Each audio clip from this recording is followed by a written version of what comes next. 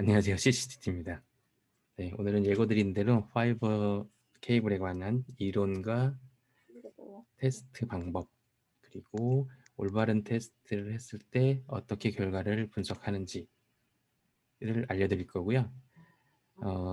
케이블 공사하시는 분들이나 광을 접속하시는 분들이 알고 계셔야 할 부분도 있겠지만, 네트워크 관리자로서 혹은 서버 관리자로서 광 케이블을 과연 어떻게 포설이 된 거고, 어떤 결과가 나왔을 때는 어떤 문제가 있는지를 어, 알고 계셔야 사기를 당하지 않을 수가 있기 때문에, 그 부분에 대해서까지도 제가 좀 자세히 설명을 드리겠습니다. 그래서 시간은 한 1시간 반이 살짝 초과될 수도 있을 것 같아서 그 점은 좀 양해 부탁드릴게요.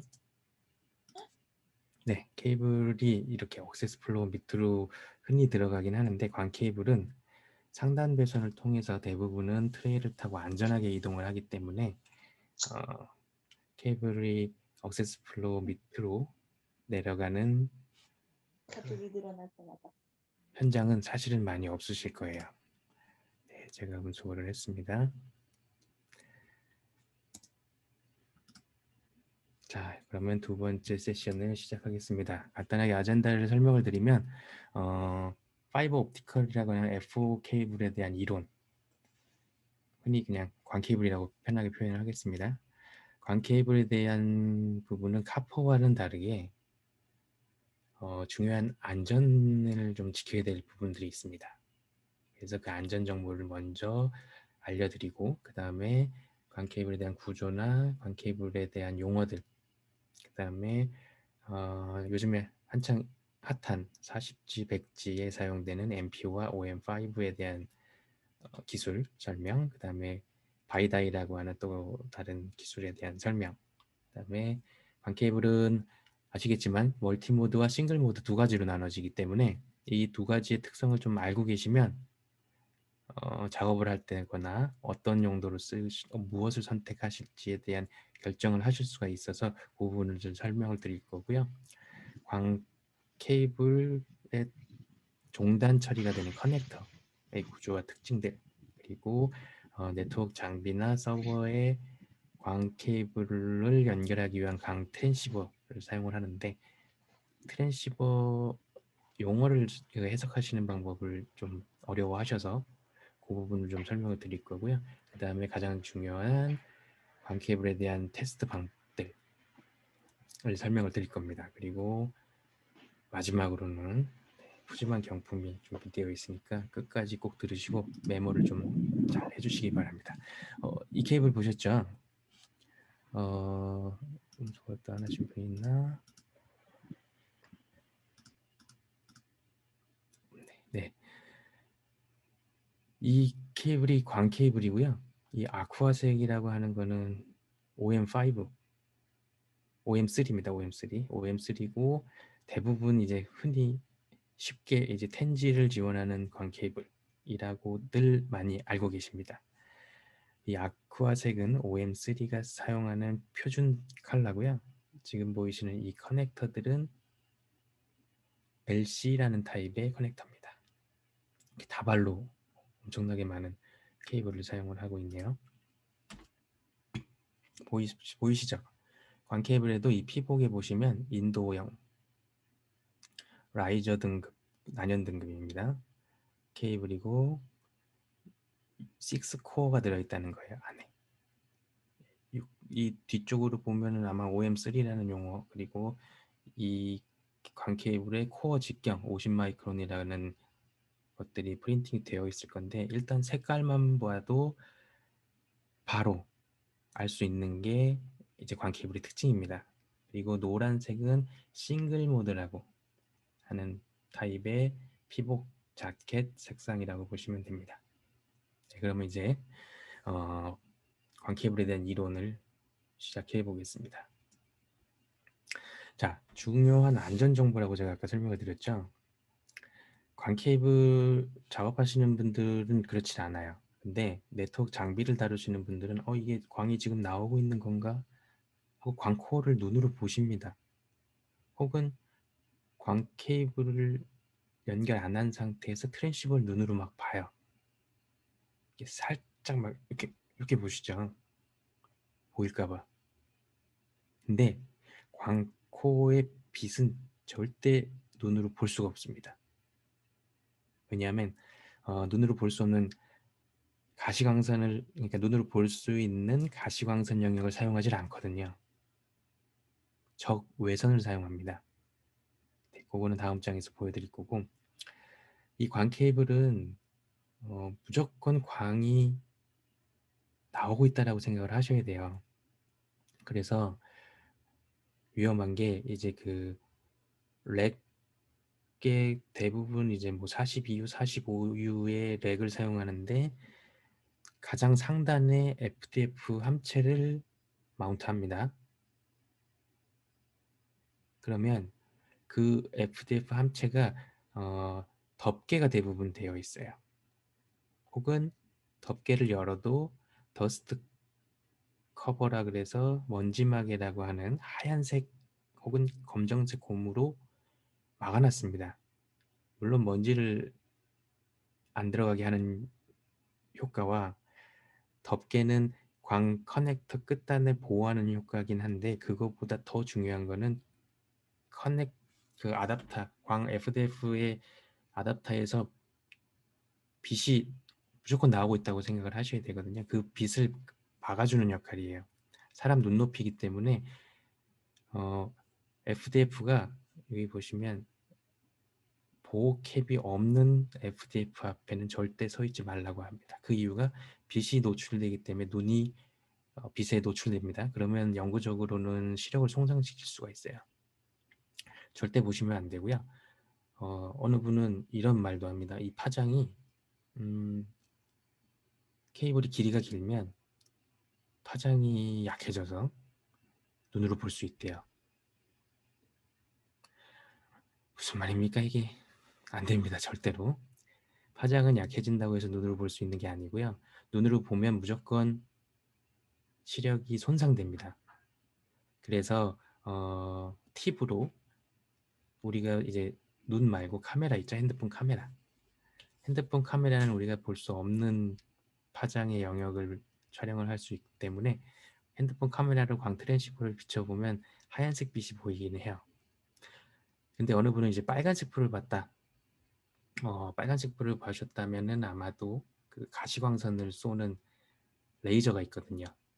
광 케이블이 끝까지 제대로 가는지 이따가 보여드릴 건데 아마 그 빛을 보지 않으셨나 생각을 합니다. 절대 광 케이블을 장비에 연결한 상태에서는 절대 쳐다보지 마시고요. 장비가 전원이 들어가 있는 상태에서는 절대 트랜시버를 눈으로 보지 마십시오. 저희가 군대에 있을 때 어, 총구는 무조건 하늘로 향하게 해놓고 탄창을 끼지 않았더라도 사람에게 겨누지 못하게 하듯이, 예, 광 케이블도 절대 눈으로 보거나 그 근처에 보호캡이 없는 FDF 앞에는 서 있지 않는 것이 좋습니다. 네, 그럼 왜 볼 수 없을까요? 자, 여기 보시면 비주얼 라이트라 그래서 비저블 라이트라 그래서 가시광선이에요. 눈으로 볼 수 있는. 우리가 어렸을 때 프리즘을 통해서 빨주노초 파남보 봤죠? 빨간색 영역의 바깥쪽 적외선입니다. 자, 좌외선은 보라색 영역의 바깥쪽, 주로 엑스레이에서 사용을 하고요. 우리가 쓰는 통신에서 쓰는 광통신에서 쓰는 영역은 적외선입니다. 이 적외선은 뭐 라디오 주파수에도 쓰고요. 적외선을 가지고 850 나노미터, 1300 나노미터, 1300, 1510, 1550 등등을 사용을 해서 광통신을 하는데 사용을 합니다. 절대 가시광선이 아닙니다. 눈으로 안 보이니까 보려고 애쓰지 마세요. 그 시간에 책을 보십시오. 네, 광 케이블은 TIA 568.3-D-1이라는 표준에서 아이소는 11801이라는 표준에서 정의를 하고 있고요. OM1, 옵티컬 멀티모드 1, 1번입니다. OM은 멀티모드에 쓰는 용어고요. OS는 싱글 모드에 씁니다. 보시면 OM1은 혼자 62.5 마이크로미터를 사용하고 있어요.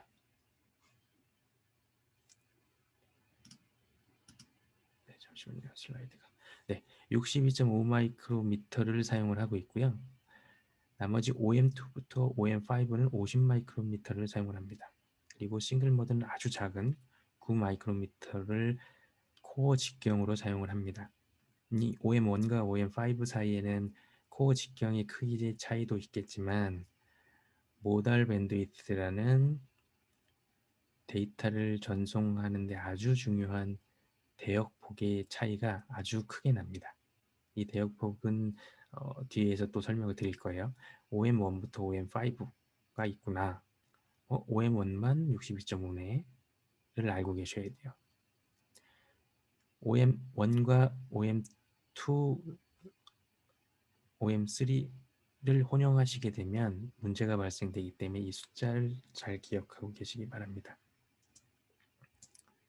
자, 광 케이블은 이렇게 커넥터가 연결되기 전에는 보신 적이 아마 없을 거예요. 이게 광 케이블이고요. 우리 UTP 케이블 그냥 RJ45 플러그 연결하기 전이라고 보시면 됩니다. 광 케이블은 이렇게 피복, 자켓이 외부의 자켓이 광 코어나 내부에 있는 광 케이블을 보호하기 위한 용도로 광 케이블에 자켓이 있고요. 내부 자켓이 있는 케이블들도 있습니다. 그리고 이 가운데 하얀색 이거는 수직 배선에 사용하는 중심 인장선이고요. 옆에 이 털이 막 달려 있어요. 우리 그 UTP 케이블에서도 나이론 줄 보셨죠? 그거와 동일한 스테인 릴리프라 그래서 한국말로 번역하니까 강제라는 용어더라고요. 이거는 이제 완충 효과도 주고 장력을 유지해 줄 수 있도록 또 사용하는 게 이제 광 케이블 안에 들어있는 스테인 릴리프라는 재료입니다. 그리고 실제로는 광 케이블, 광 섬유, 광 코어라고 하는 이 부분을 사용을 해서 광이 전달됩니다. 물론 지금 이것도 피복 위에 덮어져 있는 거예요. 이 피복을 벗겨냅니다. 나중에 작업을 할 때는 이렇게 해서 케이블은 구조가 되어 있고요. 이 피복을 벗기면 이렇게 눈으로는 보이지 않을 만큼의 아주 작은 직경을 가진 광 코어라는 아주 중요한 그 구조를 가지고 있는 광코어가 있고요. 광코어를 통해서 실제로 빛신호가 전달되는 거고요. 광코어를 덮어쓰고 있는 부분은 클레딩이라고 합니다. 코어랑 클레딩 다 유리 섬유이기 때문에 투명해요. 눈으로는 두 개를 분간할 수 없습니다. 네, 여기도 코어님이 오늘 들어오셨군요. 이렇게 두 가지는 광코어가 보호되기 위해서 클레딩이 감싸져 있는 거고요. 이 코어와 클레딩은 매질의 차이가 있습니다. 둘 다 유리 섬유를 재료로 만들긴 하는데 매질의 차이를 둬서 코어에 지나가는 광신호가 빛이 코어를 뚫고 지나가지 않도록 클레딩이 잡아주는 역할을 병행을 합니다. 이 두 코어와 클레딩을 감싸고 있는 것은 코팅입니다. 이게 다 눈으로는 구별을 하실 수 없는 영역이라고 보시면 돼요. 다 똑같이 투명합니다. 광코어는 아까 설명드렸듯이 싱글 모드는 9 마이크로미터, OM1은 62.5 마이크로미터다. 그래서 약 9에서 62.5까지 사용을 해요. 근데 8이네요. 못합니까? 아닙니다. 싱글 모드는 8에서 9까지 사용을 해요. 워낙 작기 때문에 그 정도 차이를 가지고 있는 부분은 통신에 실제로 문제되지 않습니다. 하지만 대부분은 9 마이크로미터로 제조사가 생산을 합니다. 네, 코팅은 뭐 245인데 이거는 스펙이 사실 들어가진 않고요. 광 케이블을 피복을 보거나 광 케이블의 스펙을 보면 62.5/125, 9/125 이런 식으로 표시를 합니다. 코어와 클레딩의 크기를 그 직경을 표시하게 되어 있습니다. 클레딩의 크기는 아까 기억이 나실지 모르겠지만 여기 표시가 안 돼 있구나. 코어는 다 120, 클레딩은 다 125 마이크로미터를 사용을 합니다. 이따가 다른 슬라이드에서 제가 표시된 거 나올 때 다시 설명을 드리겠습니다. 이 클레딩의 역할을 제가 아까 설명을 드렸지만 코어에 흐르는 빛의 신호를 코어를 뚫고 나오지 않을 수 있도록 매질의 차이를 둬서 코어를 보호하는 역할을 하는데, 이 클레딩이 깨지면 그러면 통신과 상관은 없을까요? 아니요. 통신과 상관이 있습니다. 빛이 다 투과돼요. 뚫고 나와 버립니다. 보시면 이게 지금 이쁘네, 멋있네가 아니라 아파트 함체, 아파트에 들어온 구내 배선에 들어와 있는 통신 단자함에 싱글 모드가 요즘 다 들어가거든요. FTTH 때문에 파이버 투 더 홈이라 그래서 집 밖까지 파이버가 들어온다, 광 케이블이 들어온다라고 해서 설계를 해놓고 시공을 했는데 시공을 잘못한 거예요. 클레딩이 다 깨졌습니다. 아까 광 케이블 광이 눈으로 안 보인다면서요. 이거는 광 신호가 아니라 장애가 있기 때문에 빨간색 레이저를 쏜 거예요. 우리 발표할 때 프레젠테이션 할 때 레이저 쏘시잖아요. 그 레이저를 반대쪽에서 쏘니까 클레딩이 깨진 부분에서 광코어에서 빛이 바깥으로 투과돼 버리는 겁니다. 반사가 안 되고. 아주 심각하죠. 이러면은 통신 안 돼요.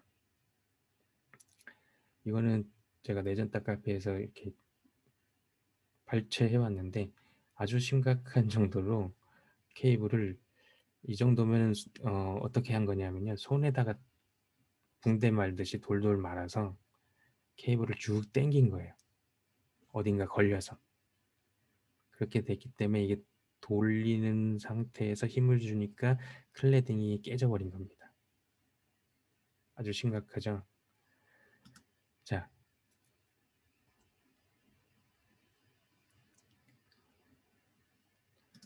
다음으로 보여드릴 거는, 오늘 자꾸 슬라이드가 이상하네요. 네, 광 케이블의 피복, 자켓, 커넥터의 색상은 표준입니다. 보시면 OM1은 오렌지색을 사용을 하고요. UPC라고 하는 울트라 피지컬 컨택트라고 하는 타입의 페로리로 만들어진, 이것도 이따 설명드릴 겁니다. 설명할 게 너무 많아서 오래 걸리는 겁니다. 이 커넥터의 타입에 따라서 이 커넥터 색깔이 다른 거고요. 케이블의 피복 색깔은 OM1을 얘기하고 있고 62.5의 코어 직경과 125 마이크로미터의 클레딩 직경을 가지고 있는 겁니다. 자, OM2도 똑같이 오렌지색인데 코어가 50 마이크로미터예요. 근데 OM2는 산업용 케이블은 민감하기 때문에 색상이 서로 혼용되지 않게 하기 위해서 OM2는 산업용 표준은 회색을 씁니다. 근데 그냥 저렴한 거 구입을 하시려고 하기 때문에 구별 없이 오렌지색이 많이 쓰이고 있습니다. OM3라고 하는 부분은 아까 말씀드렸듯이 아쿠아 색깔이고요. 50 마이크로미터에 125 마이크로미터의 클레딩 직경을 가지고 있고요. OM4도 OM3와 스펙상으로는 거의 유사합니다. 색깔도. 이것도 두 개가 너무 색깔이 헷갈리다 보니까 요즘에는 텐지에가 많아졌어요. 현장에도 텐지에 OM3를 많이 쓰는데 OM4의 성능이 사실 조금 더 좋거든요. OM4를 색깔적으로 구별을 하자라고 해서 바이올렛, 자주색, 보라색, 네, 보라색으로 표준이 바뀌었습니다. 그래서 새로 출시되는 OM4 케이블은 다 보라색이라고 보시면 되고요. 오래된 예전 케이블들은 OM4가 아쿠아색을 아직도 씁니다. 아직도가 아니라 이제 포설되어 있는 거는 아직도 아쿠아색일 텐데, 그런 경우는 이제 피복에 다 써 있어요. OM3인지 4인지. 그래서 OM3인지 4인지는 꼭 구별을 하시려면 피복 색깔 혹은 피복에 프린팅 되어 있는 그 글씨를 보시면 돼요. OM5는 아직 모르시는 분들이 좀 많으실 겁니다. 이 라임 색깔이라 해서 밝은 형광색인데, OM5는 오늘 좀 집중적으로 설명을 드릴 거예요. 그 다음에 OS1과 OS2 똑같이 옐로우, 노란색 케이블을 쓰고요. 커넥터는 파란색을 씁니다. 이 케이블이 안 보이는 환경에서 커넥터만 보셔도 이게 멀티모드냐 싱글모드냐 구별을 하실 수 있어야 되고요. 싱글모드는 또 이제 워낙 장거리용으로 쓰다 보니까 APC라고 해서 앵글을 준 패롤이 들어가 있는 타입의 커넥터가 있어요. 이거는 이제 커넥터의 반사 손실을 아주 최소화한 디자인인데, 이 커넥터는 초록색을 사용을 합니다. 자, 여기서 중요한 거, OS1과 OS2는 최대 통신이 지원되는 거리가 달라요. 물론 OS2가 더 멀리까지 지원을 합니다. 근데 OS1과 OS2를 만드는 단가 비용이 차이가 없어요. 그래서 요즘은 그냥 싱글 모드는 다 OS2로 생산을 합니다. 메이저 케이블 제조사들은 1과 2를 구별하지 않고 다 2로 생산을 하고, 그냥 싱글 모드를 구매하시면 OS2로 납품을 받으시는 게 대부분입니다. 자, 제가 적외선 파장에 대한 설명을 드렸죠. 그럼 이 파장이 무엇이냐? 영어로 웨이브랭스인데, 이 파장은 1초당 반복되는 파형의 동일한 지점이라고 하면 이제 이 예에서는 가장 높은 파형의 가장 높은 지점 사이의 거리입니다. 나노미터를 씁니다. 멀티모드는 850 나노미터와 1300 나노미터를 씁니다. 각각 쓰기도 하고 이 사이를 써도 상관은 없어요. 근데 트랜시버가 같은 파장을 써야 통신이 됩니다. 자, 파장이 높아질수록 민감해요. 왜곡이나 감쇄가 많이 됩니다. 그렇기 때문에 가급적이면 파장을 제일 낮은 거를 쓰게 장비가 만들어집니다. 그래서 멀티모드는 대부분은 트랜시버가 850 나노미터를 써요. 그리고 싱글 모드는 대부분은 1310을 씁니다. 하지만 더 멀리 보내기 위해 텔코나 이런 ISP들은 1625를 쓰기도 합니다. 근데 이 1625를 쓰는 광 트랜시버는 가격이 상당히 비싸요. 이 1625 나노미터를 계측할 수 있는 계측기 또한 되게 상당히 비쌉니다. 자, 이 웨이브랭스 파장은 이렇게 설명드렸듯이 1초당 반복되는 파형의 거리입니다. 자, 이 그림에서 보면 2번의 파장이 1번보다 짧죠. 그렇죠? 짧은 건 850 혹은 1310. 파형이 많이 들어가기 때문에 데이터를 전달하는 데 있어서는 좀 장애가 덜 납니다. 그렇기 때문에 대부분은 850 나노미터를 멀티모드에서 사용한다고 생각을 하시면 돼요. 자, 그 다음으로 중요한 거, 주파수입니다. 프리퀀시라고 하는 이 주파수는 진동수라고도 표현을 하는데요. 1초당 아까 보신 파형이 이 주기를 반복하는 게 몇 번인가. 자, 이게 현재 1초인데 이 1번은 파형이 4번 반복됐죠. 그러면 4Hz입니다. 단위는 이제 헤르츠를 쓰고요. 지금 두 번째는 지금 7번 반복됐기 때문에 7Hz입니다. 이 주파수, 이 진동수는 광 케이블의 스펙을 좌우하는데 아까 OM1부터 OM5를 구분하는데 가장 중요한 역할을 합니다. 자, 그럼 어떤 역할을 하느냐? 이 모달 밴드위스라 그래서 MBW라고 많이 표현을 하거든요. 이 멀티모드에서 모달 대역폭은 메가헤르츠 퍼 킬로미터로 표시를 하는데 1km 거리에서 이 광 케이블이 지원하는 대역폭의 양으로 표시를 합니다. 자, 1MHz per 킬로미터는 약 0.7에서 0.8Mbps를 전송할 수 있대요. 100MHz면 70에서 80Mbps를 지원할 수 있습니다. 자, 아까 설명드렸었죠? OM1 주황색. 이 주황색은 뭐냐면 아무 표시가 없죠. OM1이라는 표준이 생기기 전에 나온 주황색 케이블이 있는데 얘는 OM1이 아니에요.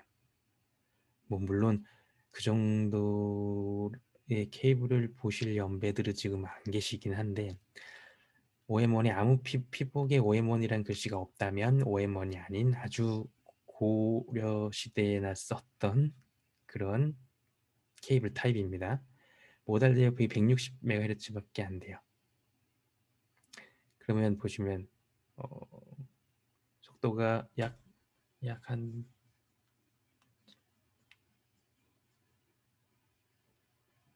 80보다는 높겠죠. 갑자기 계산이 안 되네요. 자, OM1은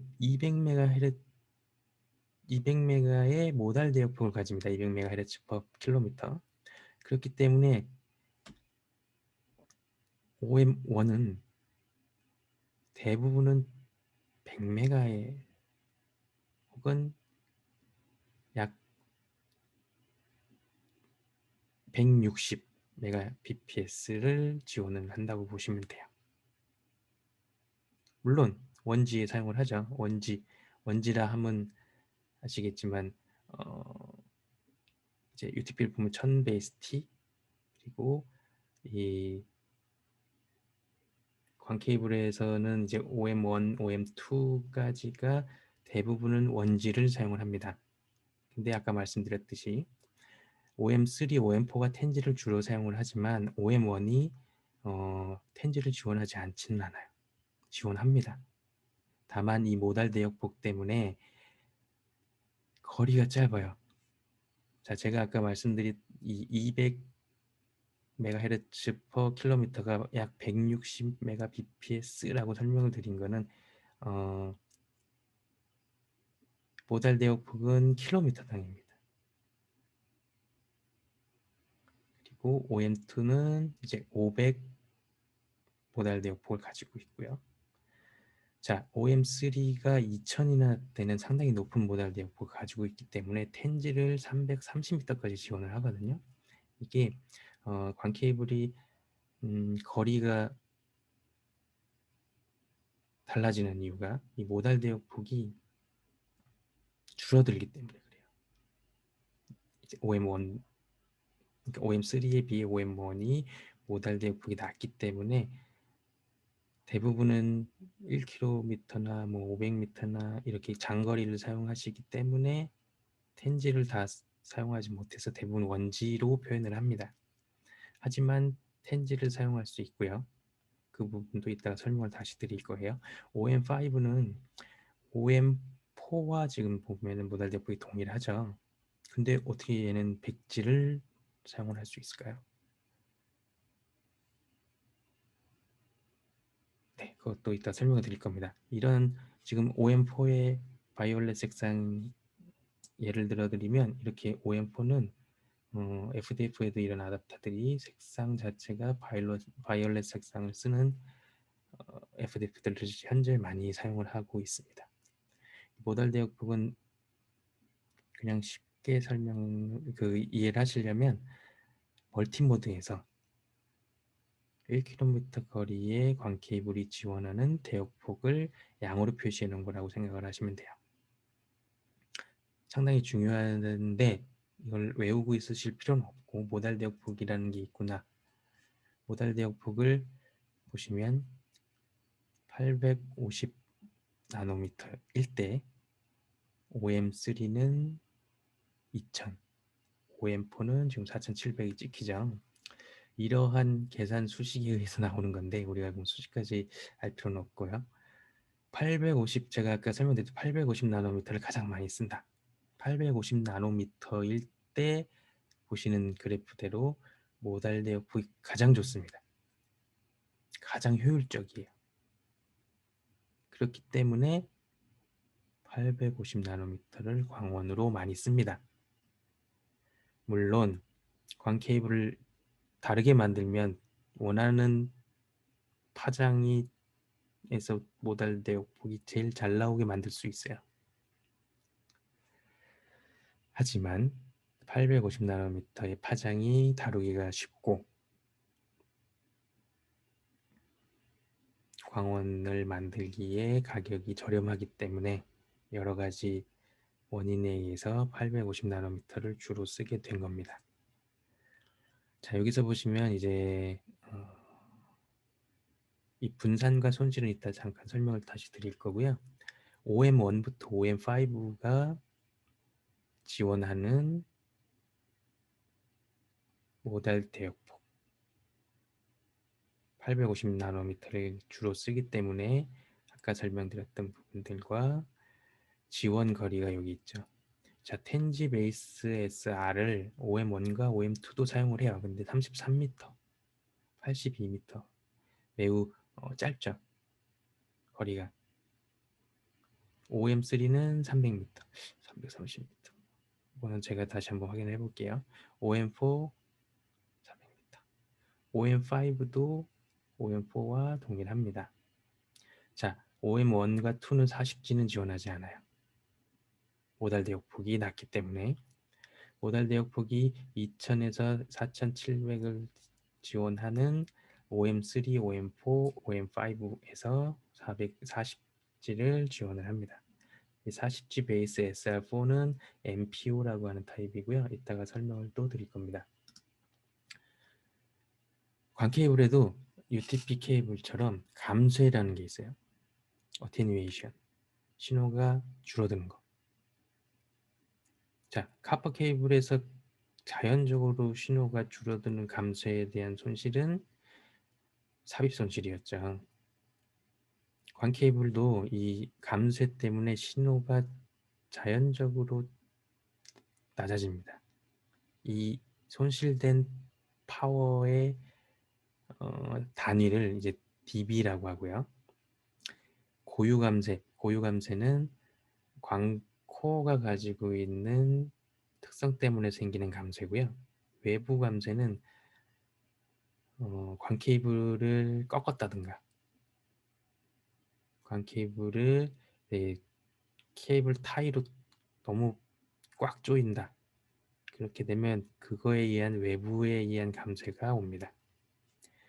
그리고 이 감쇄는 충분한 파워로 광신호가 반대편 서버나 반대편 스위치까지 잘 도달할 수 있는지와 관련이 됩니다.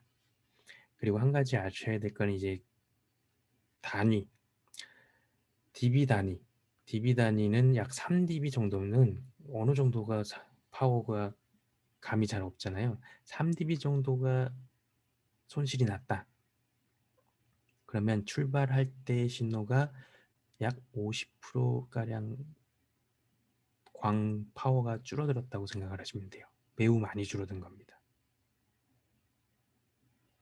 그렇게 일단은 알고 계시면 제가 이따가 dB와 dBm에 대한 것도 또 설명을 드릴 겁니다.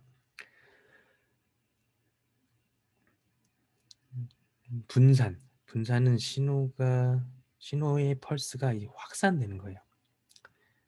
조금 이제 이해하기 어려우실 건데 제가 이따가 이 다음 슬라이드 그림으로 그냥 간단하게 설명드릴게요. 이 감쇄는 자, 이러한 신호의 파형이 작아집니다. 신호가 약해져요. 파워가 감쇄가 되기 때문에 거리에 제약을 주고요.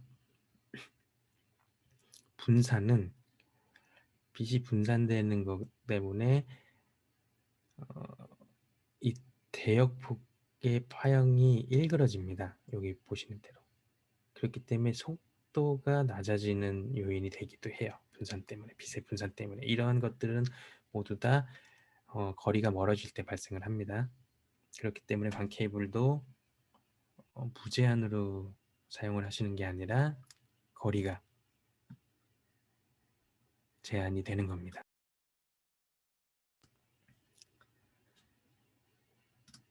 네. 이제부터 이제 실질적으로 보시는 눈으로 보셨던 부분들이 좀 나올 거예요. 요즘에 이제 100G를 사용하거나 40G를 사용하는 데이터 센터 혹은 백본 쪽에 광 케이블을 많이들 사용을 하시는 회사들이 많아졌죠. 이 100G를 구현하는 기술이 두 개입니다. 크게 보면 현재 서로 경쟁을 하고 있어요. 자, 기술적으로 설명을 드리면 이 WDM, 웨이브랭스 디비전 멀티플렉싱이라 그래서 파장 분할, 아까 설명드렸죠. 파장 850 나노미터를 많이 쓴다고 했죠. 이 그림에서 보시듯이 얘는 파장을 나눠요. 여러 개를 한 번에 믹싱을 해버렸습니다. 850 나노미터, 뭐 875, 925, 950 등등 파장을 여러 개로 나눠서 각각 25G씩 실어서 4개의 파장을 보내서 100G를 지원을 하는 기술이 파장 분할 기술입니다. 물리적인 코어는 하나예요. 파장이 그 코어 하나로 파장이 4개의 파장이 갑니다. 자, 패러럴 트랜스미션. 패러럴하게 병렬적으로 광코어가 물리적으로 4개로 나눠서 한 코어에 25기가 혹은 한 코어에 10기가씩 사용을 해서 100G, 40G를 전송하는 기술입니다. RxTX 써야 되니까 8코어를 쓰겠죠. 자, WDM 방식을 잠시만요. 이것도 ISI라고 부를까요? ISI가 뭔지 제가 몰라서 답변을 드리기가 좀 애매하네요. 자, 라임색 뭐라 그랬죠? OM5. 이 파장 분할 기술을 사용하는 게 OM5예요. 2코어만 씁니다. LC. 패러럴. 물리적으로 광코어를 여러 개를 쓰는 게 MPO라고 하는 타입이고요. 보시면 원래 이게 이렇게 색깔이 없어요. 검은색 구멍만 있습니다. 눈에 보이라고 이렇게 가시적으로 색상을 표시해 놨는데 물리적으로 12코어, 24코어, 36코어로 나눠서 40G, 100G, 200G, 400G를 지원을 하는 MPO라는 타입의 광 케이블입니다. 자, 그러면 우리 OM4는 아직 못 보셨겠고 MPO는 많이 보셨죠. MPO는 많이 보셨을 텐데 MPO가 과연 뭐 하는 건지 애매하셨을 거예요. MPO가 있고 또 MTP가 있습니다. 제일 헷갈려 하시는 거예요. 근데 뭐 헷갈리실 건 없고 똑같다고 생각을 하시면 되는데 일단 MPO는 뭐냐? 멀티 파이버 푸시 온. 뭐 별로 큰 뜻 없습니다. 파이버가 멀티로 들어가 있어요. 아까 보셨듯이 코어가 여러 개 들어가 있죠. 그럼 MTP는 뭐냐? MTP는 미국의 커넥이라는 회사의 상품명이에요. 자, MPO는 조미료고요. MTP는 미원입니다. 아시겠죠?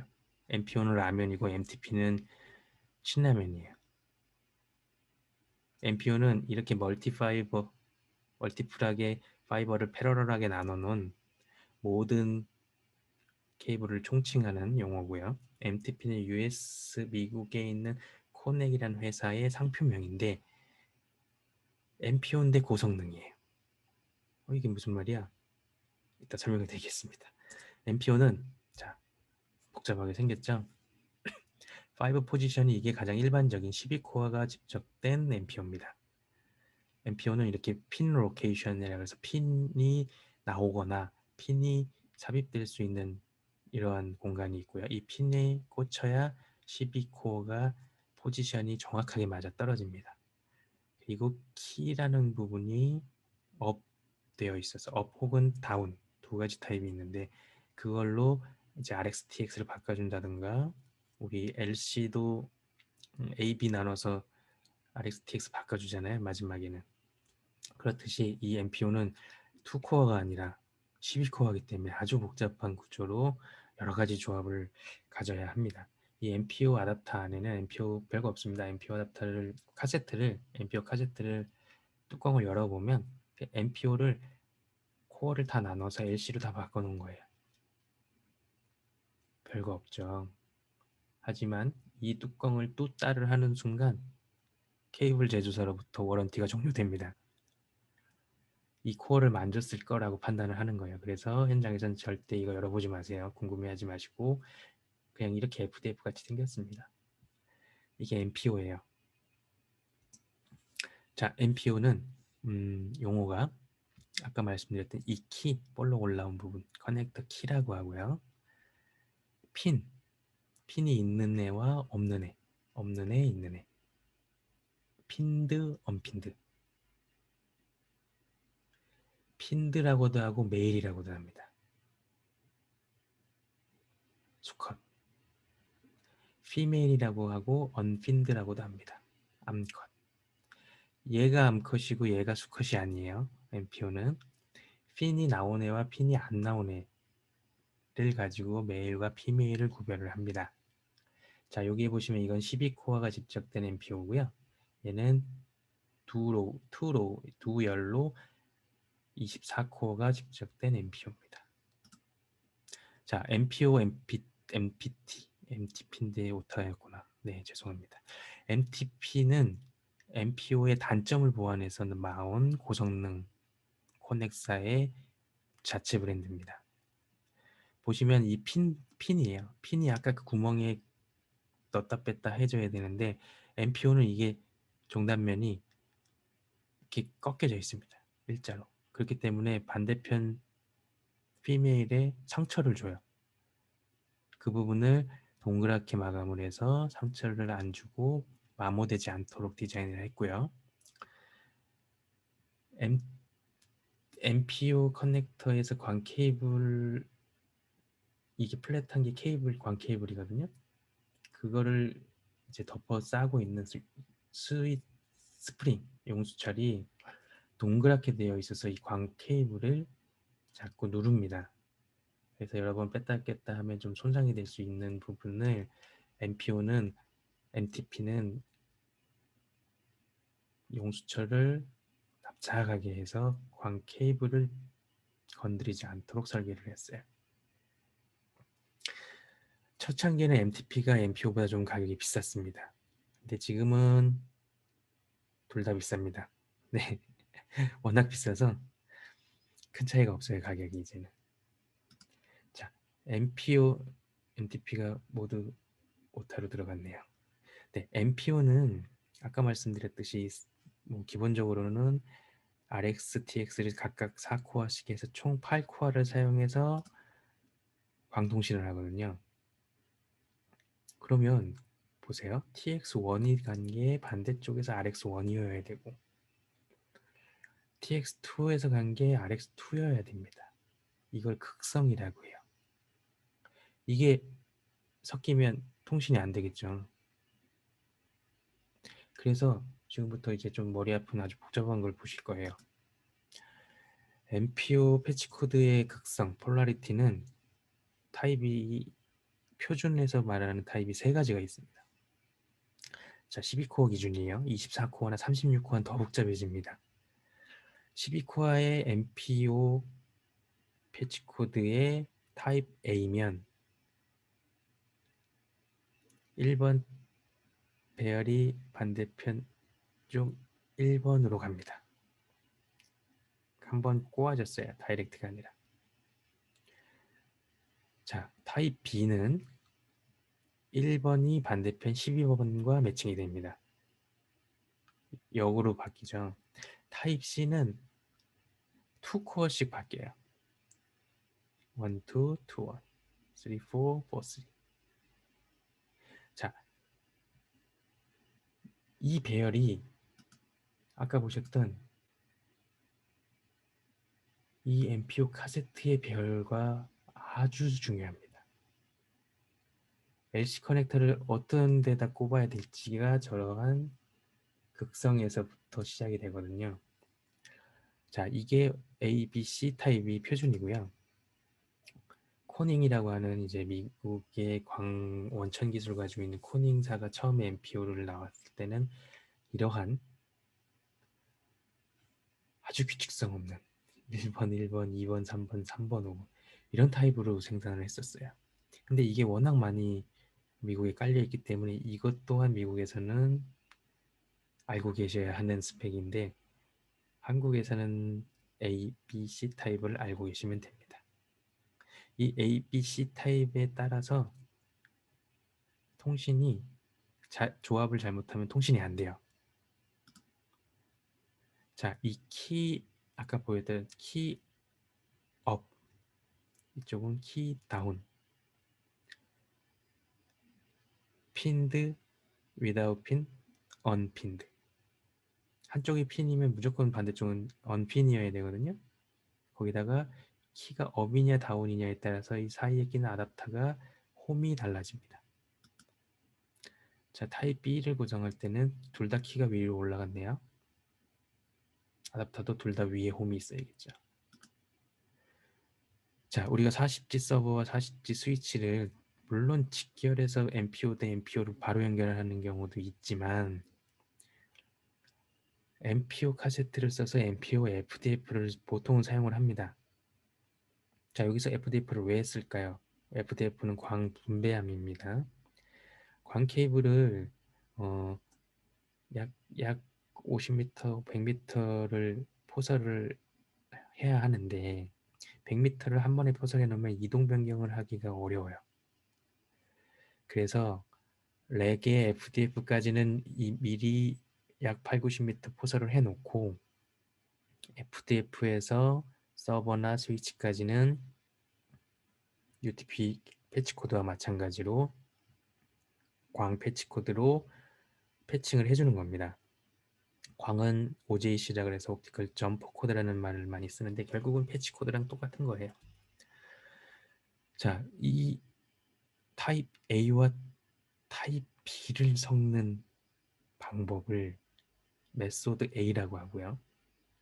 타입 B와 B를 그대로 쓰는 걸 메소드 B, 타입 B와 C를 섞는 걸 메소드 C라고 합니다. 복잡합니다. 자, 제가 네트워크 관리자예요. 이 타입 B가 장애가 났어. 물론 이제 창고에 여분의 광 MPO 패치 코드가 있어서 찾으러 갔어요. 아무 생각 없이 타입 A나 타입 C를 들고 나왔습니다. 연결하면 어떻게 될까요? 링크가 안 살아요. 아까 핀 배열, 그 코어의 배열 보셨죠? 그 배열이 다르기 때문에 링크가 아예 안 살아버립니다. 그래서 MPO 케이블, MTP 케이블 피복의 타입에 대한 내용이 표시되어 있으니까 꼭 보시고 똑같은 걸로 갈아 끼우셔야 돼요. 물론 케이블을 공사하시는 분들이 이 메소드에 대한 방식을 다 아시겠지만 아는 사람이 10%도 안 될 거예요. 광을 하시는 분들 중에.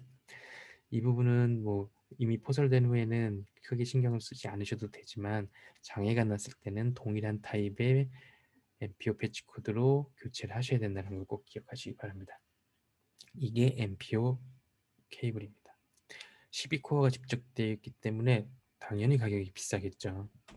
2코어의 케이블보다. 6배냐? 아닙니다. 6배보다 더 비쌉니다. 한 10배? 네, 그 정도 비쌀 거예요. 10배가 조금 넘게 비쌀 겁니다. 다만 용착이나 폴리싱이 필요하지 않죠. 보시는 대로 공장에서 다 찍어서 나오기 때문에 광 접속이 필요하지 않아요. 그래서 인건비가 빠집니다. 사라집니다. 그냥 UTP 연결하듯이 그냥 꼽기만 하면 돼요. 그리고 렉이 이동돼도 광 케이블을 자를 필요가 없이 커넥터 빼서 재사용을 합니다. 하지만 잘 몰라요. 내가 관리자인데 MPO에 대한 걸 잘 몰라서 견적서에 12코어 MPO니까 인건비 12코어 강접속 곱하기 12 딱 들어갑니다. 실제로 들어가요. 이걸 접속이라고 말합니다.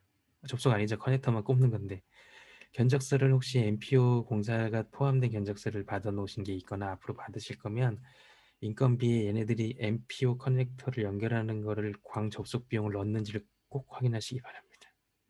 그냥 눈탱이 뽕 맞는 거예요. 광 접속 비용이라 함은 광을 폴리싱을 해서 연마를 하거나 용착 접속기를 통해서 용착을 할 때 드는 인건비거든요. 그거는 절대 광 접속비가 아닙니다. 오늘 지금 24분 들어가 계시는데 24분은 꼭 이 눈탱이를 안 맞으시길 간절히 바랍니다. 네, 이제 설명드릴 건 OM5입니다. OM5 아까 말씀드렸죠. 웨이브랭스, 파장 분할. 파장 분할 중에서도 와이드밴드 멀티모드 5는 WBMMF라고 하거든요.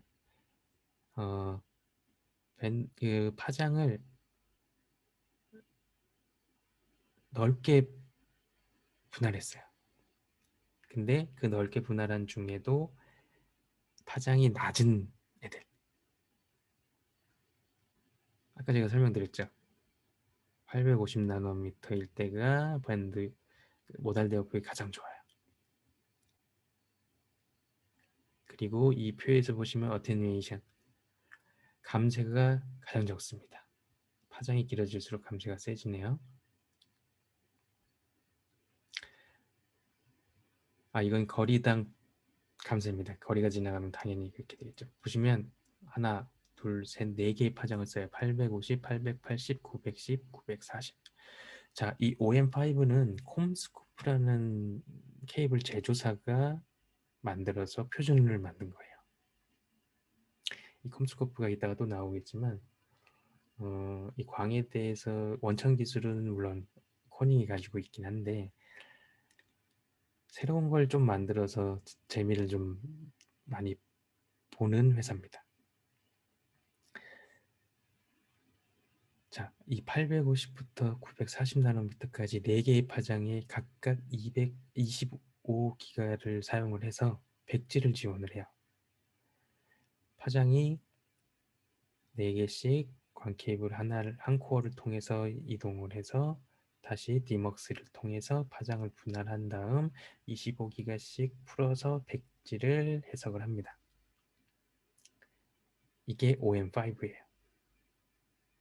근데 광 전문가들은 OM5라 해도 OM4와 광학적인 특성은 똑같다. 자, 콤스코프 제조사 OM5를 만드는 제조사가 OM5에 대한 특성을 설명할 때 이 4개의 파장을 가장 잘 전달하기에 디자인이 된 케이블이라고 합니다. 이 4개의 파장을 잘 전달하기 위한 특화된 기술을 사용한 게 OM5라고 하는데 일부에서는 OM4와 OM5 동일하다. OM4에도 4개의 파장을 다 보낼 수가 있다. 물론 보낼 수 있습니다. 근데 아까 보셨듯이 이 모달 대역폭이나 여러 가지 또 다른 요소도 있긴 한데 OM4를 사용을 하셔도 사실은 거리의 문제지 모달 대역폭 때문에 거리가 줄어드는 것일 뿐이지 백지를 지원할 수가 있어요. 네, 그렇기 때문에 OM5가 흥할 것이냐, 지금 MPO가 그 시스코가 표준으로 백지를 지원하는 MPO를 선언을 했기 때문에 이 MPO를 과연 OM5가 대체해 줄 수가 있느냐는 좀 지켜봐야 돼요. OM5가 표준이 된 게 코로나 3년 정도 됐거든요. 근데 아직 레퍼런스가 많지는 않아요. 근데 MPO 아까 보셨죠? 메소드와 타입에 따른 핀 배열의 그 코어의 배열에 따른 설계가 상당히 쉽지 않기 때문에 OM5가 그 부분을 잘 치고 들어갈 것이냐는 좀 지켜봐야 됩니다. 네, 시스코에서 바이다이라는 이제 변종이죠, 변종. OM5가 파장을 분할해서 25G씩 실었다면 이 바이다이는 파장을 나눠서 한 코어에 RxTX를 같이 쓰는 거예요. 850나노미터로 RX, 908나노미터로 TX, 그렇게 해서 20기가 bps씩 사용을 해서 40G를 지원을 하는 기술입니다. 모델명은 뒤에 BD가 붙습니다. 이거를 뭐 어떤 식으로 활용을 하냐 하면 이제 뭐 리프 스파인 구조에서 백본과 엣지 리프 스위치들을 연결할 때 40G 링크가 필요하다 하면 기존의 MPO를 사용을 하는 구간에서는 이제 MPO 트렁크 케이블을 사용하고 MPO 컨셉트를 통해서 장비까지 MPO를 써야 됐거든요. 근데 바이다이를 쓰면 LC 케이블로 됩니다. 케이블을 교체하지 않아도 돼요. 케이블을 교체하지 않아도 되기 때문에 비용이 세이브 된다고 합니다. 실제로도 많이들 사용을 하고 계신 걸로 알고 있어요. 자, 이렇게 해서 40G, 100G를 구현하는 기술 OM5, MPO, 바이다이에 대해서 설명을 드렸고요. 이제부터는 이제 멀티모드가 무엇이며 싱글 모드가 무엇인지에 대한 특징을 설명을 드릴게요. 멀티모드, 이 모드는 라틴어 패스, 경로라는 뜻이라고 합니다. 즉 경로가 여러 개 있는 거예요. 무슨 경로가? 광 케이블 안에 광 코어가 여러 개 있는 게 아니라 여러 개의 빛이 코어에서 이동을 하는 겁니다. 지금 보이시죠? 하나, 둘, 셋. 여러 개. 광원은 LED를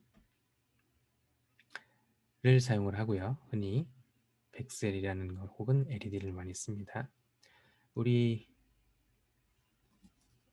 자, 제가 핸드폰 이렇게 빛이 분산되죠. 이게 LED예요.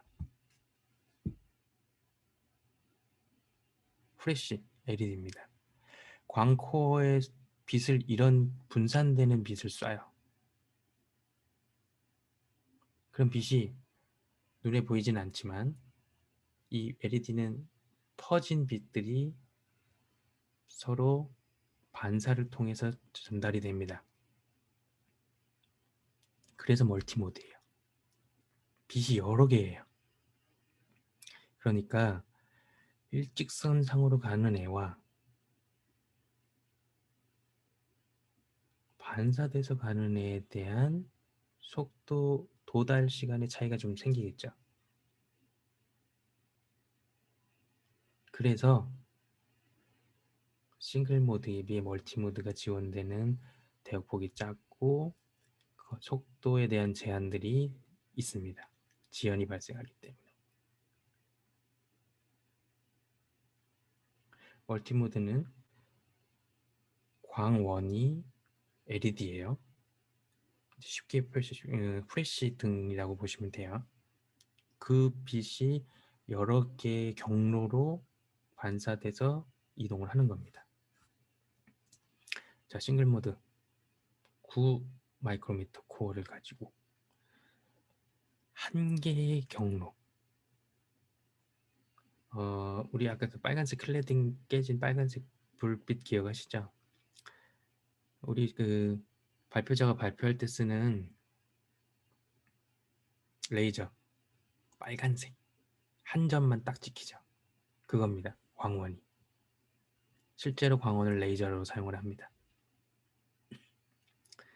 한 점만 꼭 찍히는 그 광원을 사용하기 때문에 얘는 빛이 싱글 하나의 경로로 이동을 합니다. 물론 이 작은 코어 직경에서 반사와 굴절, 반사를 통해서 이동을 하는 건데 경로가 하나고 광원이 하나예요. 그냥 하나만 갑니다. 그렇게 해서 신호가 여러 개가 확산되질 않아요.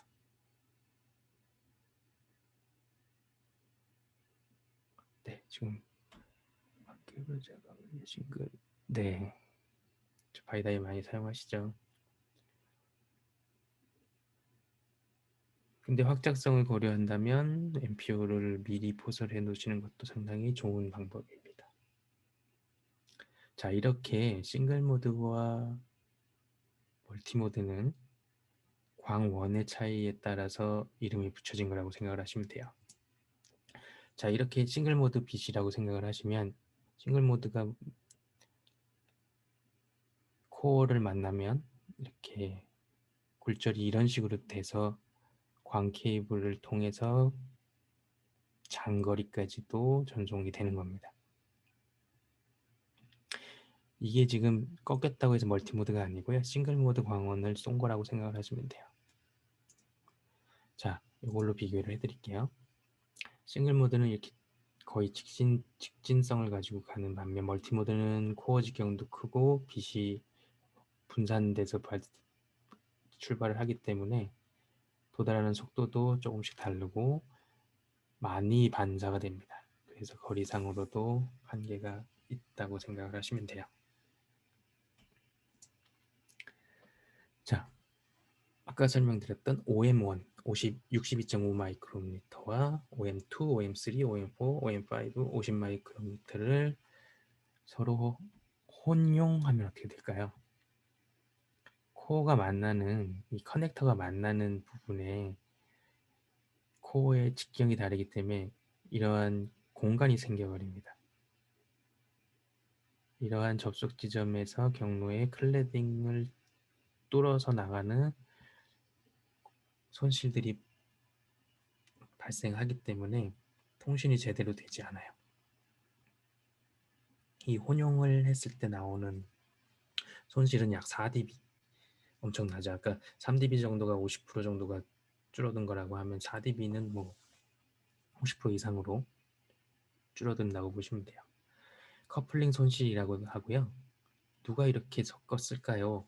설마 섞었습니다. 왜냐하면 케이블 공사를 하시는 공사업체가 그냥 한 군데가 주장창 끝까지 처음부터 끝까지 몇 년간 다 혼자 하면 상관없어요. 근데 장거리라든지 아니면 건물에 데이터 센터도 그래요. 건물 인프라를 건설사가 건축을 하고 그때 층간 백본 코어는 연결을 해 놓습니다. 상면은 또 나중에 새로 설계를 해서 진짜 케이블 전문 회사가 와서 공사를 하거든요. OM3로 텐지 지원을 하게 하려고 50 마이크론을 딱 수평 배선에 깔았는데 층간을 올리려고 보니까 층간이 OM1이에요. 62.5 마이크론 연결을 못하죠. 다시 포설해야 돼요. 그 수직 배선을. 이런 경우가 있습니다. 저도 경험을 했고, 그런 경우에 이제 OM2로 설계를 하는 게 가장 호환율이 좋습니다. 그러니까 예를 들면 이제 비용적인 문제 때문에 수직 배선을 OM3를 못 하신다면 OM1이 아니라 OM2로 해놓으시면 50 마이크로미터이기 때문에 수평에서 텐지를 사용을 하는 OM3를 포설을 해도 커플링 손실이 발생하지가 않아요. 그런 용도로 OM2가 나온 겁니다. 아시겠죠? 이제 OM1과 OM2의 차이. 요즘엔 OM1도 많이들 없어지셨을 거예요. 제가 케이블 설계를 한 게 한 6년 전까지는 했었는데, 그때도 대부분 거의 8, 90%는 OM3로 설계를 했었거든요. 자, 이제 케이블에 대한 특성을 봤으니 커넥터를 좀 알아보겠습니다. 이렇게 많은 커넥터들이 있어요. 여기서 한 3가지는 다 보셨겠죠?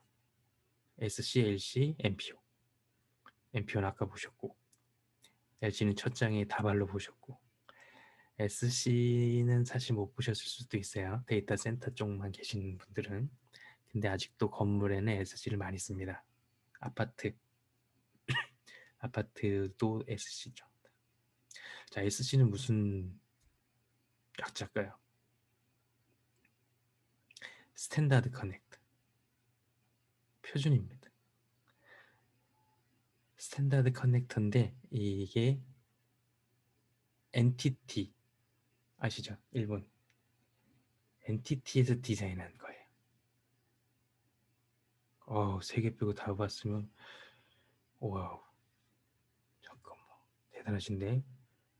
바이코닉 이런 거 못 보셨겠고, MTRJ는 옛날에 노텔 장비에서 많이 썼었고요. 자, SC는 스탠다드 커넥트고 NTT가 디자인했고 세계에 제일 많이 깔려있는 커넥터입니다. LC는 뭘까요? 아까 제가 OM5 만드는 회사 콤스코프가 전 회사 이름이 루센트였어요. 인수가 되면서 이름이 바뀌었는데 루센트 커넥터입니다. 루센트라는 회사가 만든 커넥터.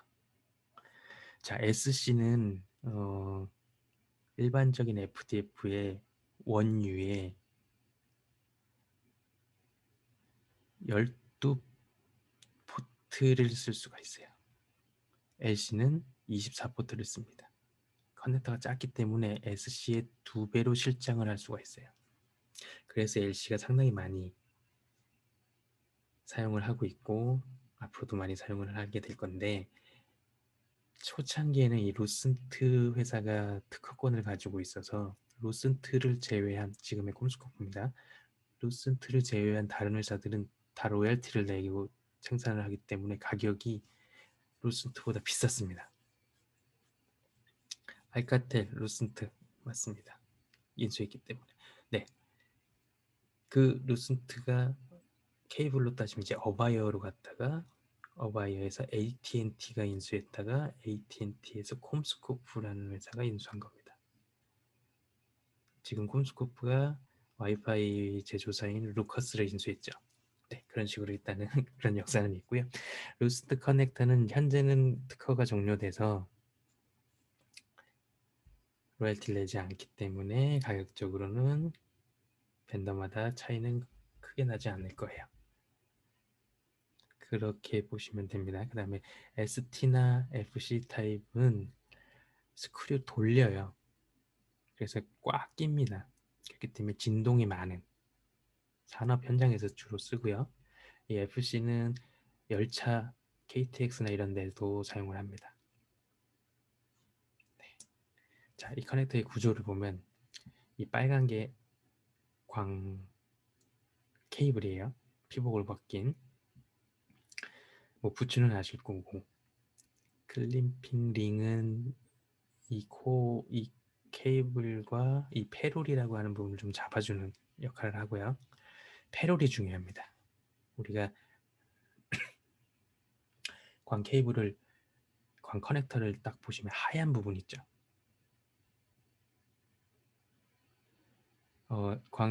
특허권이 종료돼서 널리 퍼지기도 한 거고, 그 전에도 워낙 고집적, 그러니까 SC보다 2배로 실장을 할 수 있기 때문에, 수용을 할 수 있기 때문에 LC가 그냥 나오자마자 완전 빅 히트를 쳤습니다.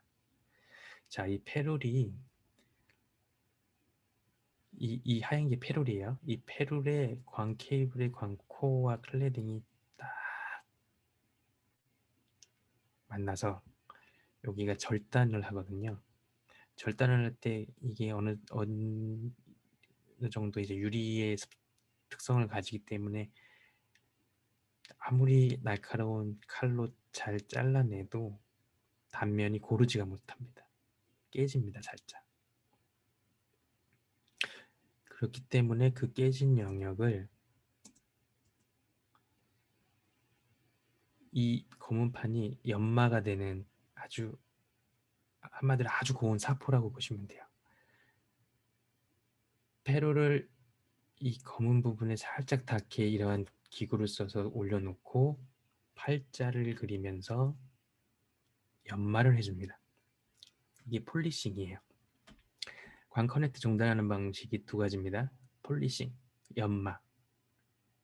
그 다음에 이러한 광 융착기를 사용해서 광 코어 2개를 열을 가해서 녹여서 붙여주는, 그럴 때는 공장에서 미리 폴리싱이 되어 있는 상태로 나오는 돼지꼬리 같이 생겼다. 그래서 피그테일을 사용해서 광 케이블과 인립된 광 케이블과 피그테일을 용착을 시켜주는 방식, 퓨전 스플라이싱이라고 합니다. 요즘엔 대부분 용착기가 가격도 싸졌고 작업 속도가 빠르기 때문에 용착을 많이 해요. 하지만 폴리싱을 쓰는 분들도 고수들이 많이 계십니다. 폴리싱은 뭐가 다를까요? 용착을 하면 어떻게 했더라도 이 부분에 대한 물리적인 손상을 준 겁니다. 녹여서 붙였지만 용착을 했기 때문에 용착한 지점에서 손실이 발생을 해요. 자, 연마는 그냥 광 케이블이 들어온 거를 바로 커넥터 연결해서 잘라서 폴리싱을 연마를 한 거기 때문에 접속 지점이 발생하지 않습니다. 따라서 손실이 없어요. 중간 손실이. 그래서 손실에 민감한 고객사에서는 연마 폴리싱으로 해라고 하는 게임 회사들이 있습니다. 네, 어딘지는 나중에 기회 되면 공개하겠지만 오늘은 녹화를 하고 있기 때문에 네, 그런 회사들도 있어요. 무조건 연마해라. 그러면 그거는 연마를 하는 고급 인력이 오셔서 연마를 하셔야 되기 때문에 인건비가 높아요. 하지만 연마를 할 수 없는 회사는 그 사이트를 공사할 수가 없겠죠. 네, 그렇게 해서 이제 폴리싱과 용착까지 해서 커넥터를 하셨고, 커넥터를 아까 보시는 이 비주얼 폴트라 그래서 빨간색 레이저를 쏴보면 정상적인 케이블은 이렇게 빨간색으로 보이지 않습니다. 케이블 안에는 페롤 끝단에 빨간불이 정확하게 나오는 영상으로 보시면 이렇게 빛을 깜빡깜빡하게 쏘면 요 끝에서 반짝반짝거리는 게 보이시죠? 근데 이 페롤도 계속 삽입을 했다가 뺐다 꼈다 이동을 자주 하면 페롤이 손상돼요. 페롤이 깨지면 어떻게 되냐면은 빛이 요 앞에서 빨간불이 나와야 되는데 페롤 바깥으로 퍼져버립니다.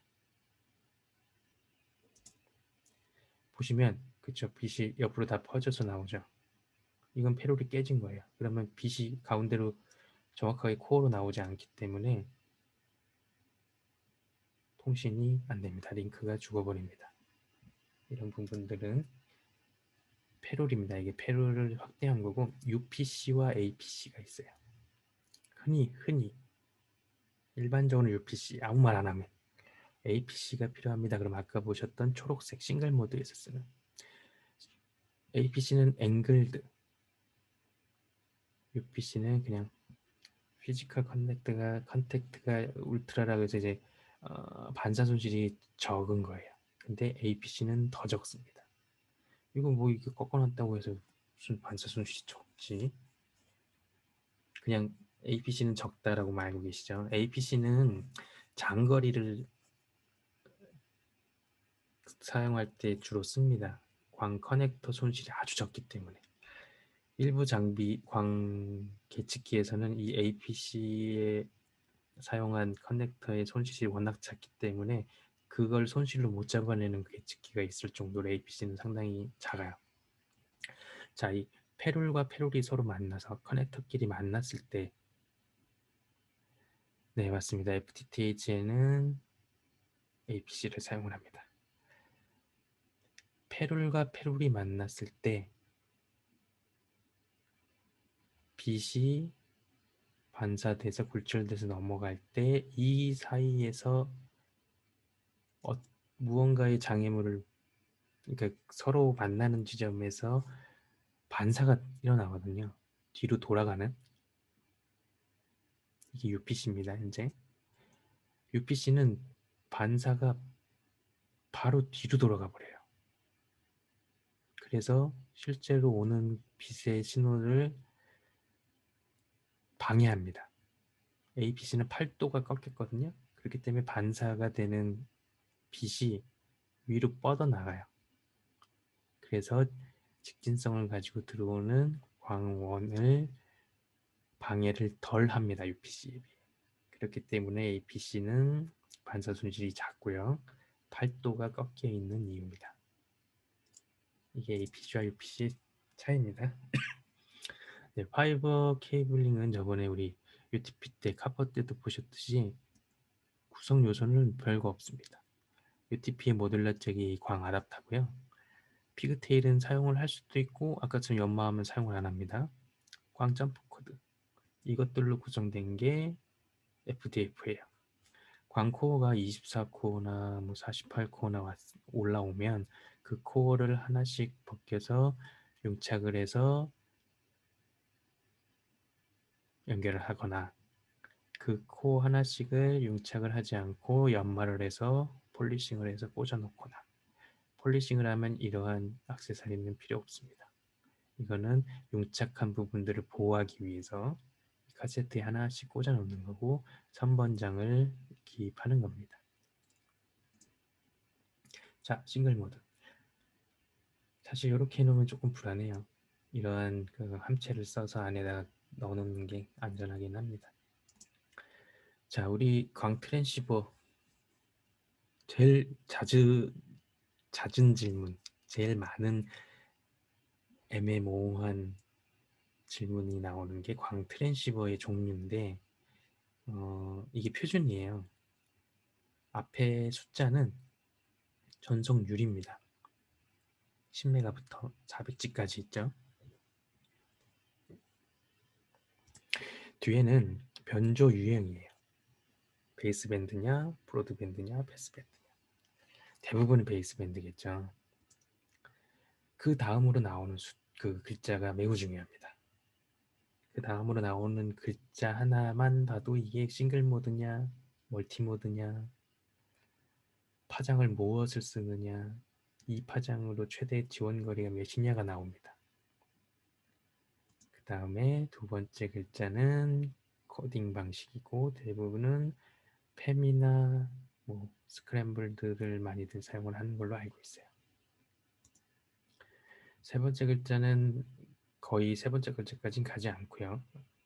만약에 들어갔다면 M이 들어가는 타입이 많이 있고 뒤에는 숫자가 오는 부분은 아까 보셨던 MPO의 코어 숫자예요. SR4 하면 4레인을 쓴다는 뜻입니다. 4개를 쓴다는 뜻이에요. 코어를 RX 혹은 TX에 4개를 쓴다는 뜻입니다. 자, 예제 텐지 베이스 LR 자, 전송률이 10Gbps고 베이스밴드를 사용하는 롱 람다, 롱 장파장 1310나노미터를 써서 10km를 지원하는 코딩 방식은 스크램블드를 썼다. 엔조이님 이거 혹시라도 얼굴이 녹화될 수 있으니 화면은 꺼주시는 게 좋을 것 같아서 제가 비디오 중지 누를게요. 엔조이님이 아니고 5950님이었네요. 죄송합니다. 네, 그렇게 해서 이 표를 하나 캡처해 놓으시면, 자, 캡처하세요. 제가 화살표 찍어드릴게요. 이걸 가지고 계시면 네, 어느 환경에서라도 어떤 GPU를 보셔도 자체적으로 해석을 하실 수가 있을 겁니다. 물론 광 트랜시버는 양 끝단이 둘이 똑같아야 통신이 됩니다. 자, 파이버 케이블은 지금까지 설명드렸던 대로 OM, 3, OM4, 싱글 모드 OS1, 2, 링크 스피드와 링크 스피드에 따른 최대 지원 거리들을 이렇게 표로 구별할 수가 있고요. 이렇게 글씨로 표현된 표를 보면 10Gbps는 10Gbase SR 이라는 IEEE의 어플리케이션을 사용합니다. 그렇기 때문에 GB에 표시되어 있는 표준이 IEEE에 대한 표준이 들어가 있어요. 표시되어 있어요.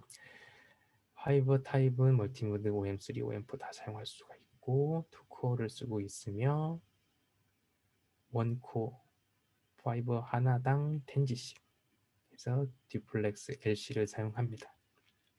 OM3는 300m, OM4는 400m를 지원을 합니다.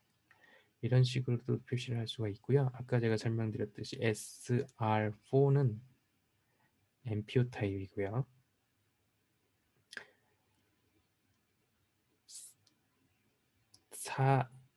4페어를 쓴다는 뜻입니다. 그래서 총 8가닥을 8개의 코어를 써서 4코어씩 25G를 RxTX 써서 100G를 구현하는 기술이에요. 인터페이스 MPO죠.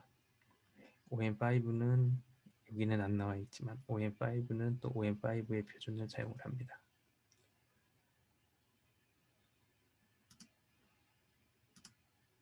자, 광 케이블 성능에 비치는 아까 보셨던 외부 요소, 내부 요소가 있었죠.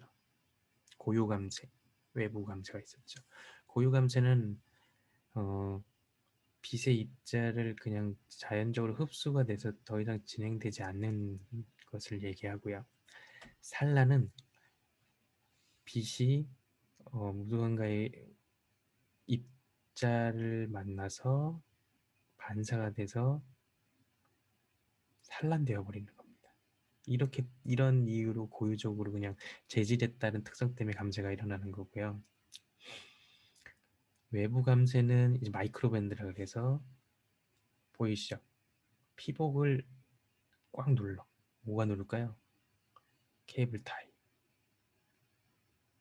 케이블 타이를 벨크로라고 하는 찍찍이 타이를 쓰라고 합니다. 케이블링에서는. 근데 그걸 또 이제 비싼 거는 좋은데 싼 걸 쓰니까 꼭 1년에 한 번씩 찍찍이 타이가 터져요. 그럼 그 찍찍이 타이 또 교체해주러 들어가는 인건비가 더 비쌉니다, 사실은. 그래서 조금 좋은 제조사의 케이블 벨크로 타이 혹은 뭐 그런 찍찍이 타이를 쓰시면 몇 년을 써도 안 터지거든요. 그냥 단가만 보지 마시고 네. 1년, 2년 안에 터질 거냐, 몇 년이 가도 안 터질 거냐까지 고려를 하신다면 우리 그 띠디딕 땡기는 플라스틱 케이블 타이를 쓰면 이렇게 마이크로 밴딩이 생깁니다. 마이크로 밴딩이 생기면 외부적인 요인에 의해서 빛이 코어를 통과해서 클레딩을 뚫고 나오는 수가 생겨요. 그렇기 때문에 무조건 벨크로 타이를 쓰시고요.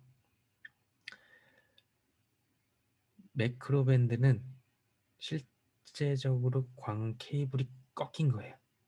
곡률 반경이 광 코어 직경의 광 케이블은 약 20배 이상을 유지해야 하는데 그걸 유지하지 않고 꺾었을 때는 이렇게 빛이 반사되지 않고 투과가 됩니다. 추가가 되면 광 손실이 일어나서 링크가 끊어지죠. 이러한 부분들이 광 케이블을 성능을 저해하는 요인들이기 때문에 고유 감쇄는 어쩔 수 없지만 외부 감쇄는 꼭 일어나지 않도록 곡률 반경 잘 지키시고 케이블 타이 쓰지 마시고 벨크로를 쓰시기 바랍니다. 자, 이 손실에 대한 DB와 DBM 이건 조금 어려워서 그냥 좀 릴렉스하고 들으세요. 자, 이 DB는 에너지의 크기를 알기 쉽게 표현하고 계산하기 위해서 로그 함수를 이용해서 만들어낸 값입니다. 결과값, 표현 방법입니다. 예를 들면 이제 몸무게, 길이, 전압 등등을 특정한 측정값 자체를 우리가 킬로그램, 센티미터, 볼트 이런 식으로 딱 특정값을 측정한 값 자체를 말하는 건 아니고요.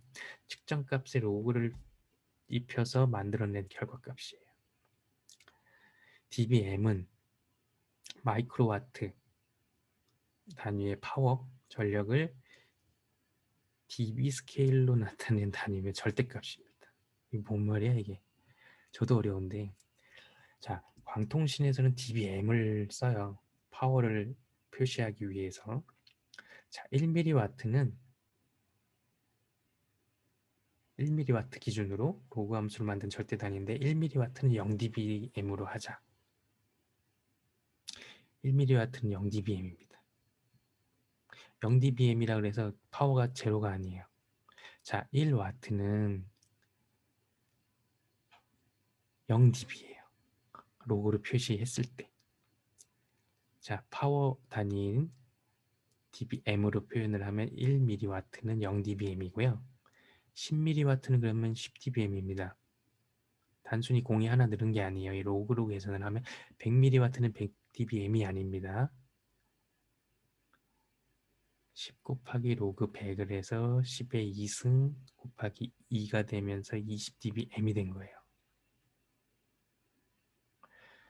자, 10dBm과 20dBm은 광통신에서 얘기하는 광 파워가 2배가 된 게 아니에요. 10배가 된 겁니다. 이게 중요한 거예요. 이 수식이 중요한 게 아니라 10dBm에서 20dBm이 되면 10배가 증가한 거고요. 반대로 10dBm에서 20dBm에서 10dBm이 됐으면 10분의 1로 줄은 거예요. 그렇기 때문에 아까 설명드렸던 50%가 빛이 50%의 광 손실이 난 거는 3dB 정도가 된다는 게 이러한 수식에서 나오는 겁니다. 자, 1mW는 0dBm. 자, 이제 이 dBm이 뭔지 아셨으니까 우리 무선 와이파이에서 한국 전파법에 의해서 100mW까지만 광 출력을 할 수 있죠.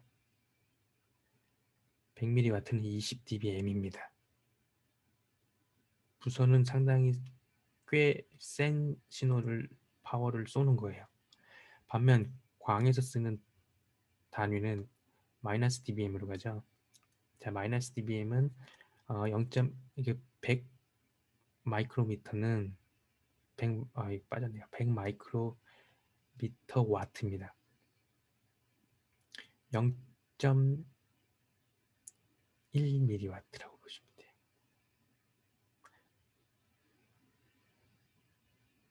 마이너스로 갑니다. 1mW보다 작고 0dBm보다 작은 출력은 음수를 띄어요. 이게 손실이 아닙니다. 파워가 음수가 돼요. 로우가 음수라서. 수학과 출신이신가 보다. 제가 문과라서. 자, 10mW는 10dBm이고요. 100 마이크로미터 와트는 마이너스 10dBm입니다. 아시겠죠? 아시진 않아도 네, 그까지만 돼도 됩니다. 자, 요약하면 dBm은 미리와트를 기준으로 한 전력에 대한 측정값, dB는 로그로 스케일을 해서 보여준 값. 0dBm은 0이 아닙니다. 크기가 없는 게 아니라 1mW. 마이너스 dBm은 마이너스 에너지의 감소가 아니라 1mW보다 작은 에너지의 크기를 이야기합니다. 네, mW에 따라 dBm이 정해지는 겁니다. 자, 이러한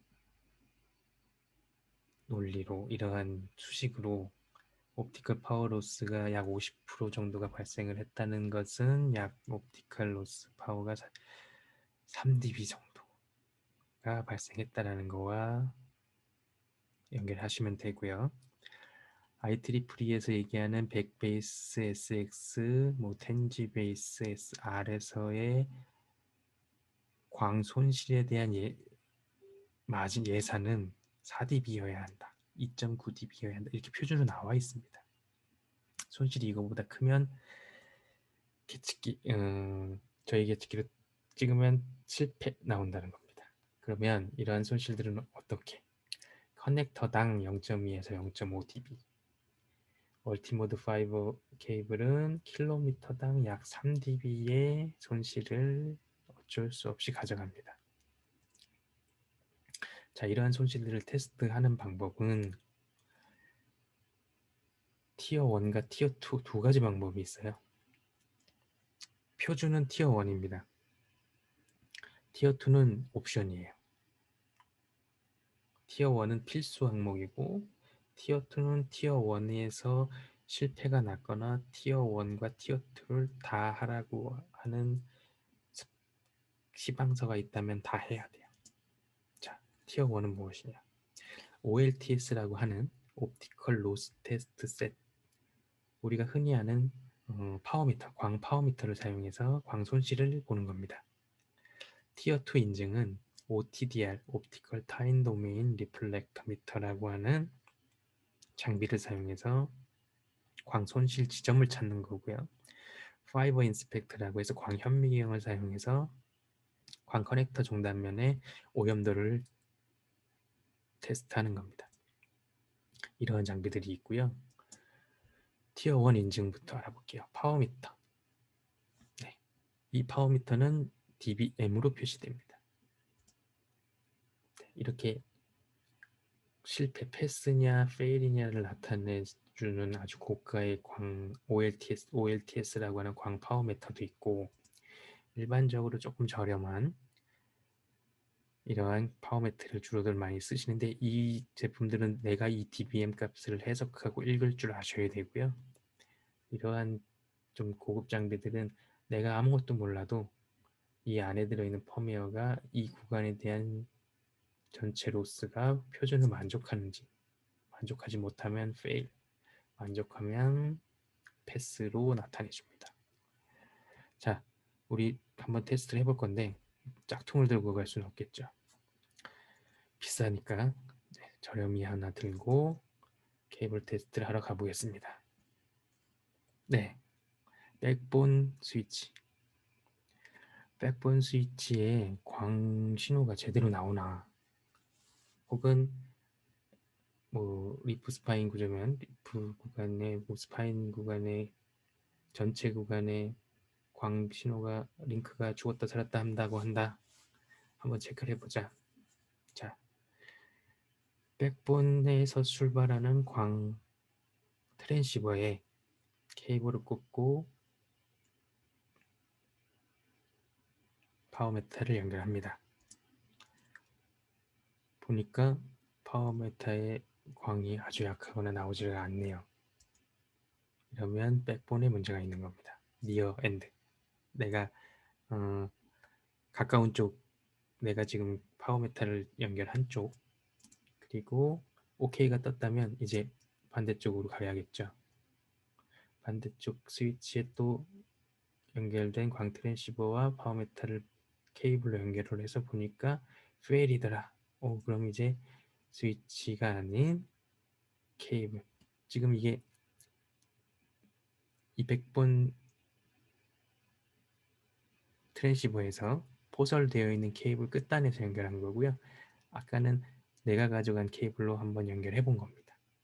케이블이 기존 케이블에서 페일이 떴다면 스위치에 문제가 없고 케이블링에 문제가 있다고 판단을 하시면 되고요. 둘 다 OK가 떴다면 그때는 이제 종단 쪽에 있는 스위치에 문제가 있다고 생각을 하시면 됩니다. 자, 이 파워 메터는 방금처럼 스위치가 광원인 경우에는 스위치에 케이블을 연결해서 스위치 트랜시버를 테스트할 수가 있고, 광 케이블을 테스트를 하려면 이러한 트랜시버 역할을 하는 광원이라는 장비가 세트로 있어야 됩니다. 자, 그럼 광원이 얼마만큼의 광을 출력하는지를 알려면 이렇게 연결하면 되겠죠. 하지만 이 장비들은 둘 다 피메일입니다. 암놈입니다. 이렇게 연결하면은 연결할 수도 없고, 연결을 광 파워를 볼 수가 없기 때문에 우리는 기준이라는 걸 잡습니다. 기준 설정, 레퍼런스. 이러한 아주 손실이 적게 나는 기준 설정 코드를 가지고 광원이 얼마만큼의 신호의 광 파워를 쏘는지를 체크합니다. 기준을 설정한다고 합니다. 이걸 기준을 설정하니까 마이너스 10dBm이더라. 오케이. 자, 그럼 광원이 쏘는 게 마이너스 10dBm이네 라고 기준 설정을 저장을 합니다. 저장한 후에 이제 실제로 내가 테스트할 구간에 케이블을 꼽으면 그 후에 나온 광 파워의 세기를 서로 차이를 계산하면 내가 실제로 측정하고 싶은 구간의 커넥터 손실과 케이블 손실이 나옵니다. 근데 저 값은, 이 커넥터 값은 아까 0.2에서 0.5dB, 멀티모드는 킬로미터당 3dB, 이 케이블 길이가 나오기 때문에 케이블 길이에 따른 손실을 역산을 하는 거예요. 그런 식으로 손실값을 계산합니다. 그래서 이 파워 메타는 이 구간, 내가 측정하고자 하는 채널 구간의 전체 손실만 알 수 있어요. 이 커넥터랑 케이블에서 손실이 어느 커넥터에서 몇 나오는지 알 수는 없습니다. 하지만 이 전체 구간이 표준 손실보다 좋다면 사용하셔도 무방합니다. 근데 나는 어느 지점에서 어느 커넥터에서 손실이 얼마큼 나오는지까지도 알아야겠어. 그러면 티어 2 인증까지 가는 겁니다. 그건 이따 설명드릴게요. 자, 이 기준 설정에 따라서 내가 테스트하고자 하는 구간이 변경이 돼요. 그래서 공사를 좀 날림으로 하시는 분들은 기준 설정으로 사기를 칩니다. 기준 설정이란 것도 오늘 처음 알았는데 기준 설정으로 사기를 쳐? 자, 이게 원점퍼 기준 설정이에요. 광원 장비와 파워 메탈을 점퍼 코드 하나로 연결해서 기준을 잡습니다. 어댑터가 사이에 안 들어가죠. 이렇게 해서 기준 설정을 하면 내가 측정하고자 하는 구간이 이 LC 아답터 커넥터, 반대쪽 커넥터, 광 케이블, 이 구간의 손실을 측정합니다. 모든 연결이 손실 측정에 다 들어가는 게 원점퍼 기준 설정 방법이고요. 투점퍼는 점퍼 코드 2개를 써서 연결을 하기 때문에 이 한 번의 커넥션이 커넥터들이 기준 설정에 포함이 됩니다. 그렇기 때문에 실제로 내가 똑같은 구간을 테스트를 하면 이 한 번의 구간이 기준에 포함이 됐죠. 기준에 포함이 됐다라고 하는 것은 이것 대한 손실 자체도 그냥 광원이 쏘는 광이 세기가 이 정도야 라고 저장을 하는 거거든요. 그렇기 때문에 실제로 측정하는 구간은 커넥터 하나만 측정이 되는 겁니다. 손실. 이쪽은 측정 안 해요. 왜냐? 여기에서 이 구간 자체를 기준을 잡아버렸기 때문에 0점을 잡았다고 생각하시면 돼요. 그러면 이쪽의 불량한 구간임에도 불구하고 측정이 안 되는 수가 생기겠죠. 그래서 날림 공사하는 회사들은 투점프를 잡아버립니다. 커넥터 하나 그냥 날려버리는 거죠. 손실 나올까봐 아예. 그래서 케이블 제조사는 너네 케이블 납품받은 거에 문제가 있어. 바꿔줘. 몰라, 불량이야. 그러면 테스트 레포트를 주십시오. 원점퍼 기준 설정을 한 레포트를 주셔야 합니다. 라고 합니다. 투점퍼를 했으면 한쪽 손실을 날려버렸기 때문에 정확한 측정이 아니기 때문에 이 투점퍼로 측정한 레포트는 케이블 제조사에서 인정을 안 해줘요. 그럼 이거는 왜 나온 기준 설정일까요? 없애버리면 되지. 아닙니다. 케이블 공사 범위가 이 부분이 포함이 안 되는 경우가 생길 수가 있어요. 그거는 이제 좀 더 디테일한 얘기긴 한데 그렇기 때문에 공사 범위가 다르기 때문에 이러한 측정 방법은 여러 가지가 있는 겁니다. 근데 그걸 악용하는 경우가 생기는 거죠. 자, 3점퍼.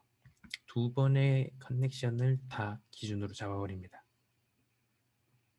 이거는 왜 나왔냐면요. MPO 구간을 직접 파워메터에 꽂아서 측정을 못하는 경우가 있고 못하는 장비들이 많기 때문에 3점퍼를 표준에서 만들어 놓고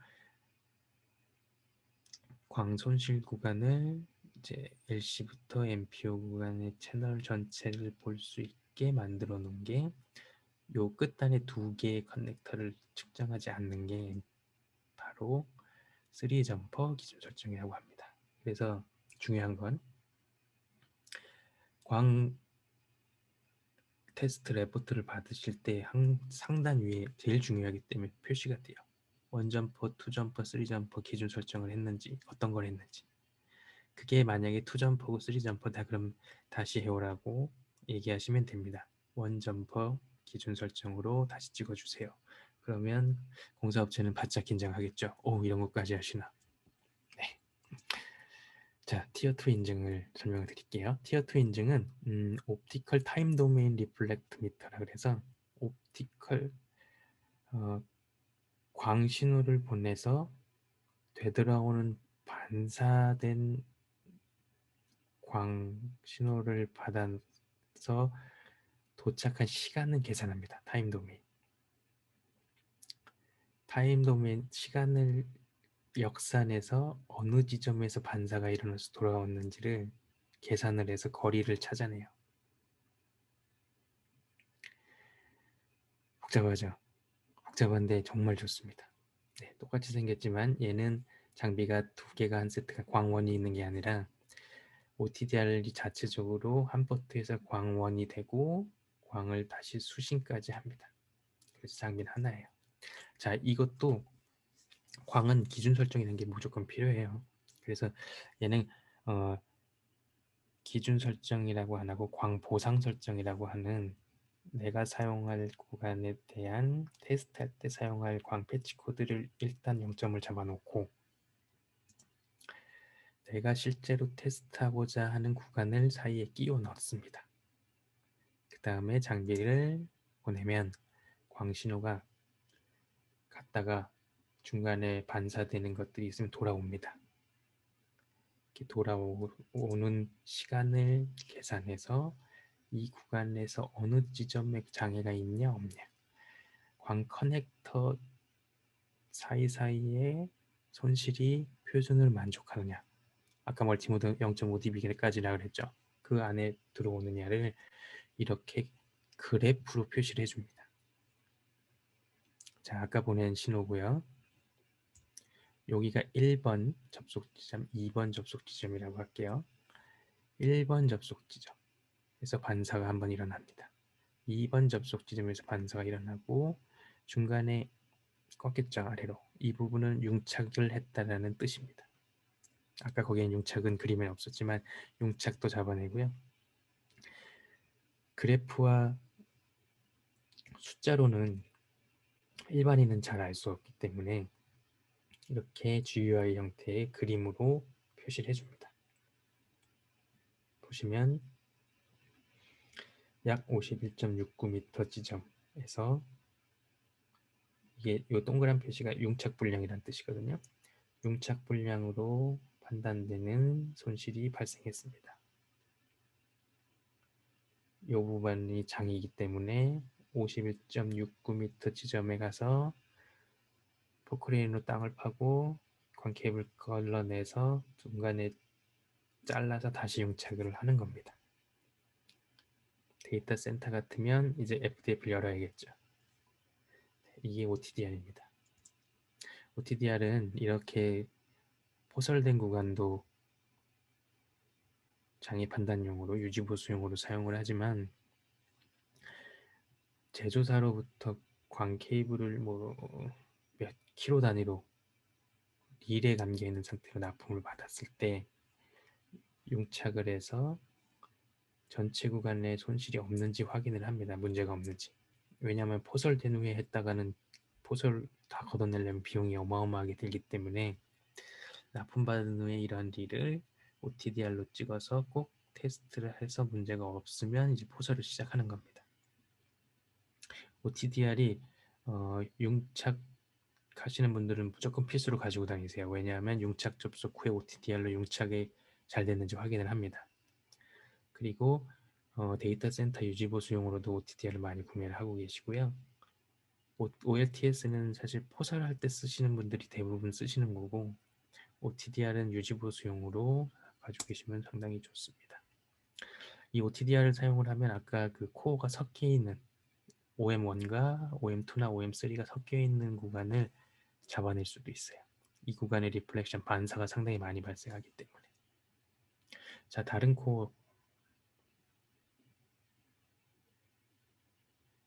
자, 코어가 두 가지로 섞일 수가 있죠. 50 마이크로미터에서 62.5로 62.5에서 50 마이크로미터.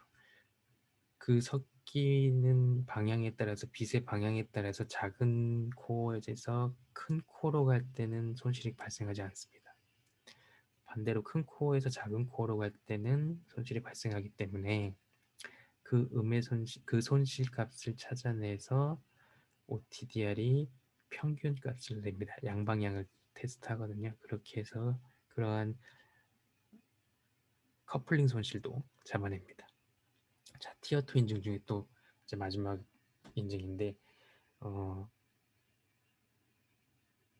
파이버 인스펙션이라 그래서 광 커넥터의 종단면 오염에 관련된 부분을 체크합니다. 광은 빛 신호기 때문에 장애물이 있으면 빛이 멈추잖아요. 광 커넥터에 먼지가 있으면 빛이 다 멈춰요. 모든 광 케이블의 장애율의 한 80%는 먼지입니다. 이 먼지가 어느 정도 크기에 이하여야 되는지가 국제 표준으로 있습니다. 이게 다 표준이에요. 싱글 모드, APC, 멀티 모드 표준입니다. 어떤 표준인지 보시죠. 자, 이게 초록색이 페롤이고요. 클레딩이고요. 이 하얀 부분이 코어입니다. 자, A 지점, 코어죠. 코어에는 스크래치나 먼지가 어느 정도 크기가 넘으면 안 된다라고 되어 있어요. 클레딩에도. 물론 코어보단 좀 러프하겠죠. 그 다음에 뭐 어드헤시브라 그래서 뭐라고 설명드려야 되나. 코어를 클레딩을 감싸고 있는 또 접착된 부분이라고 보시면 코팅과 그 사이 지점이 있는데 그런 부분들까지 또 다 이렇게 상세하게 되어 있어요. 자, 그럼 코어가 빛이 지나가고 클래딩은 빛이 안 지나가는데 왜 클래딩까지 이런 규정이 있나요? 왜 이러한 표준이 있나요? 렉에서는 우리가 느끼지 못하는 미세한 진동이 발생을 해요. 장비의 팬 돌아가죠. 아주 미세하게 진동이 항상 있습니다. 그 진동 때문에 이 클래딩에 있던 먼지들이 가운데로 코어로 들어가 버려요. 잘 사용하던 광 케이블 건드리지도 않았는데 갑자기 링크가 죽어서 장애가 났다. 그러면 클래딩에 있던 먼지가 진동을 타고 조금씩 이동해서 코어로 간 겁니다. 그런 건 광 케이블 교체하실 필요가 없고 현미경으로 딱 보고 문제가 발생됐으면 클리닝 하면 됩니다. 자, 이게 머리카락인데 광코어 9 마이크로미터 머리카락보다도 엄청나게 작죠. 클래딩 정도가 한 머리카락 정도 됩니다. 자, 교차 오염이라 그래서 광 커넥터는 어찌됐든 광 커넥터끼리 FDF에서 연결이 되잖아요. 그 연결이 될 때 나는 깨끗했는데 반대편 커넥터가 지저분했을 경우에 이거는 깨끗했습니다. 깨끗한 쪽. 이거는 오염된 지저분한 커넥터. 얘네 둘을 만나 꽂았어요. 꽂았더니 연결이 안 되네. 그리고 다시 뺐어요. 빼서 보니까 깨끗했던 코어 그 커넥터가 이렇게 오염이 됩니다. 친구를 잘 사귀어야 되듯이 네, 커넥터도 깨끗한 커넥터를 만나야 됩니다. 이렇기 때문에 광 케이블의 작업은 그 융착하시는 분들도 상당히 손도 잘 쓰시고 상당히 깔끔하세요. 먼지가 들어가면 치명적이기 때문에 광 케이블은 클리닝, 세척을 하라고 100번을 얘기해도 과하지 않습니다. 네, 광 케이블의 장점을 살펴볼게요. 벌써 2시간이 다 돼가는데 앞에서 설명드렸던 광 케이블들은 카퍼 케이블에 비해 장거리 전송이 가능한 이유는 감세, 적은 삽입 손실 때문에 그리고 근단 노화나 외부에 대한 요인으로부터 발생되는 전기를 보내는 게 아니기 때문에 EMI나 RFI에 대한 내성이 아주 좋습니다. 그리고 대역폭이 높기 때문에 속도 또한 빠르죠. 유전체 구조. 유전체 구조에서 접지가 필요 없습니다. 전기적인 부분을 전달하지 않기 때문이죠. 기존의 광 케이블 사용 가능. 이거는 광 케이블은 OM1이든 OM3든 거리에 따른 차이일 뿐이지 장비를 업그레이드해도 사용할 수 있다는 뜻이고요. 가볍고 부피가 작습니다. 그렇기 때문에 좁은 관로에도 포설할 수 있고 부피가 작기 때문에 공조를 막는 부분이 UTP보다는 아주 좋죠. 어플리케이션 호환성은 뭐 다 올릴 수 있는 거. 그 다음에 탭 사용이 뭐예요? 어려워. 보안에 대한 안전성은 이제 아주 우수한데 이것도 뭐 해킹하는 기술이 있다고 하니까 이따 잠깐 소개해 드릴게요. 싱글 모드와 멀티 모드의 차이는 가장 큰 거는 그냥 거리입니다. 거리고 싱글 모드는 비싸고 멀티 모드는 쌉니다. 케이블의 가격도 조금 차이가 나지만 트랜시버 자체가 차이가 많이 나죠. 자, 마지막입니다. 파이버 케이블 응용을 보시면 이게 우리가 전 세계적으로 인터넷이 다 가능한 이유는 이렇게 전 세계에 서브마린 그 바다에 깔려 있는 해저 케이블들이 이렇게 많이 깔려 있기 때문에 글로벌로 통신이 원활하게 된다고 생각을 하시면 돼요.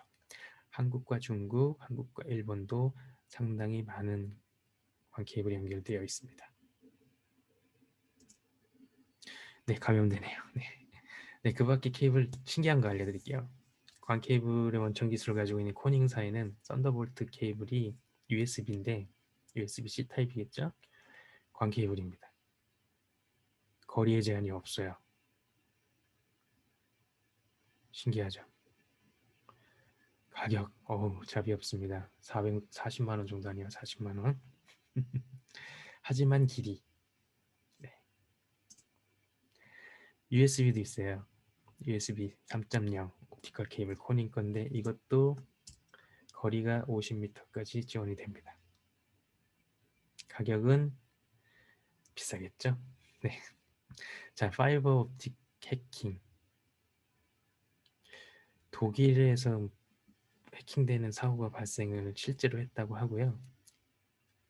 영국에서도 조직적으로 관 케이블을 해킹을 했다고 하는데 단 케이블을 아까 말씀드렸던 밴딩 곡률 반경을 많이 주어서 꺾어서 빛이 반사되지 않고 굴절되지 않고 투과되는 1%의 광신호만 검출해도 그걸 가지고 데이터를 빼낼 수 있다고 합니다. 어떻게 했냐면은 광을 이렇게 구부려서 광 케이블에서 나오는 빛을 가지고 변환 장치를 통해서 프로그램으로 데이터를 100% 수신한다고 합니다. 진짜로 이걸 시연을 영국인가 어디서 해서 했대요.